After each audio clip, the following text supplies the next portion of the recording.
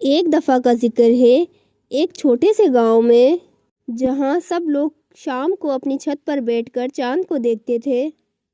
گاؤں کے بچے مونا اور عارف بھی اپنی چھت پر جا کر چاند کو دیکھنے کا انتظار کرتے تھے۔ مونا کو تو لگتا تھا کہ چاند میں کچھ جادو ہے جو سب کو اپنے جادو میں گھما لیتا تھا۔ ایک شام جب چاند اپنی پوری روشنی سے چمک رہا تھا، مونا نے عارف سے کہا، جادو ہے یہ کوئی یا خدا کی مایا ہے؟ تاروں کی محفل میں ہائے چاند آیا ہے۔ عارف ہنس کر بولا، مونا یہ کیا بات کر رہی ہو؟ چاند بس ایک ستارہ ہے جو ہمیشہ چمکتا رہتا ہے۔ مونا نے اپنی آنکھوں کو بند کیا اور پھر سے دیکھا۔ چاہے کسی نے دیکھ لی دنیا یا خدا دیکھا ہے، جس نے تمہیں نہیں دیکھا پھر کیا دیکھا ہے؟ مونا کی بات سن کر عارف تھوڑا سوچنے لگا۔ عارف نے پوچھا، تم کہنا کیا چاہتی ہو مونا؟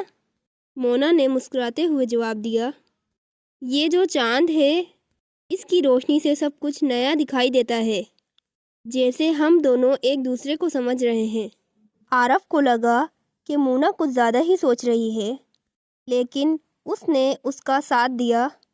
دونوں نے چاند کی روشنی میں اپنی پرانی دوستی کو یاد کیا اور سوچا کہ دنیا کے ہر کونے میں کچھ خاص ہوتا ہے۔ مونا نے پھر سے کہا، غلط ہوا جانی کہ اقرار نہیں ہوتا۔ مجھے لگتا ہے کہ پہلی نظر میں پیار نہیں ہوتا۔ عارف نے کہا، مونا کیا تم کہہ رہی ہو کہ یہ چاند ہمارے بیچ میں کچھ اور سمجھ بنا رہا ہے؟ مونا ہنس کر جواب دینے لگی، نہیں عارف، یہ چاند بس ایک مثال ہے جو ہمیشہ ہمیں ہمارے جذبات سمجھانے کے لیے کہانیاں سناتا ہے۔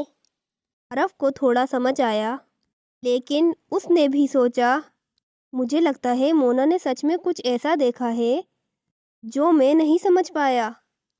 رات دھیرے دھیرے بدل گئی اور چاند کی روشنی تھوڑی کم ہو گئی، لیکن مونا اور عارف نے اپنی بات چھپائی نہیں۔ عارف نے سوچا، مونا کیا تم یہ کہہ رہی ہو کہ ہماری دوستی اب کچھ اور بن گئی ہے؟ مونا نے مسکراتے ہوئے جواب دیا، ہاں عارف، ہر دن ایک نئی کہانی بناتا ہے اور اس بار ہم نے اپنے دل کی بات سمجھ لی ہے۔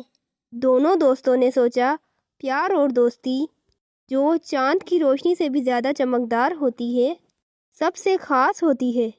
انہوں نے ایک دوسرے کو دیکھا اور پھر سے کہا، چاند کی روشنی میں ہم دونوں کی دوستی اور بھی گہری ہو گئی ہے۔